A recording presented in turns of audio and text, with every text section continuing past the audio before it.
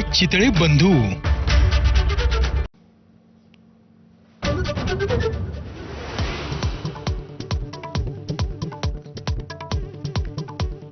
उद्धव ठाकरेंची युतीबाबत तुर्तास मौन बाळगण्याच्या राज ठाकरेंच्या सर्व मनसे नेत्यांना सूचना. 29 एप्रिलनंतर राज ठाकरे निर्णय कळवतील. प्रवक्ते प्रकाश महाजनांची एबीपी माझाला माहिती.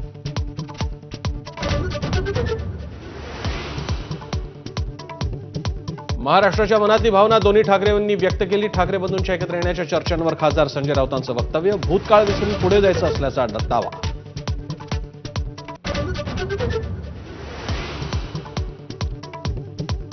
परिवार म्हणून एकत्र येणं ही महाराष्ट्राची परंपरा. शरद पवारांसोबतच्या पुण्यातील बैठकीवर अजित पवारांचं स्पष्टीकरण. शरद पवार संस्था अध्यक्ष, आपण ट्रस्टी म्हणून बैठकीला यावं लागतं, अजितदादांची स्पष्टोक्ती.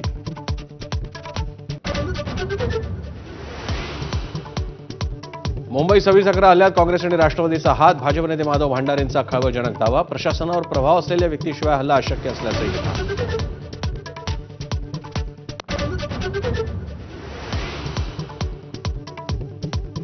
चौकशी करून कोण कोण जबाबदार आहे ते शोधून कारवाई करू. आताचे उपमुख्यमंत्री आणि तत्कालीन मंत्री अजित पवारांची प्रतिक्रिया. आमदारकी न मिळाल्यानं भंडारी वैफल्यग्रस्त. अनिल देशमुखांचा खोचक टोला.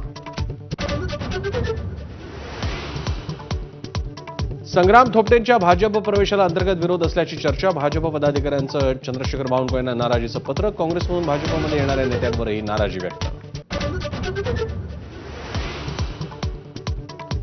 मनसेच्या प्रतिपालिका सभागृह कार्यक्रमासाठी आदित्य ठाकरेंना निमंत्रण. आदित्य ठाकरे निमंत्रण स्वीकारणार का, याकडे लक्ष.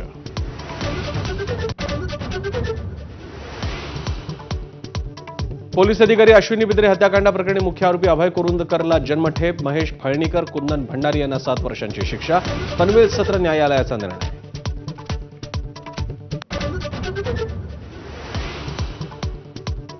आतापर्यंत कोणतंही आश्वासन नाही. पुण्यातील तनिषा भिसे मृत्यू प्रकरणी महाराष्ट्र मेडिकल काउन्सिल समोरील सुनावणीनंतर भिसे कुटुंबांची प्रतिक्रिया. डॉक्टर कैसास यांच्या अटकेची मागणी.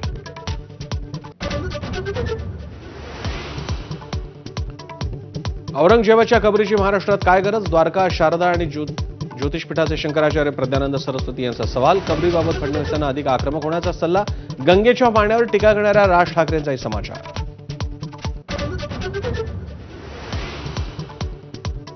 सोन्याच्या दरानं ओलांडला लाखाचा टप्पा. जीएसटीसह सोन्याचा दर प्रतितोळा 1,01,16 रुपयांवर. चांदी ही प्रतिकिलो 1 लाखाच्या उंबरठ्यावर.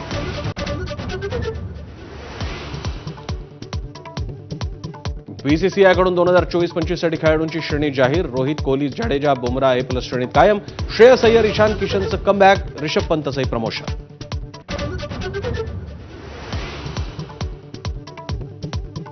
पोप फ्रान्सिस यांचं वयाच्या 88व्या वर्षी निधन. व्हॅटिकन सिटीमध्ये घेतला अखेरचा श्वास. गेल्या अनेक दिवसांपासून होते फुफ्फुसाच्या आजारानं ग्रस्त.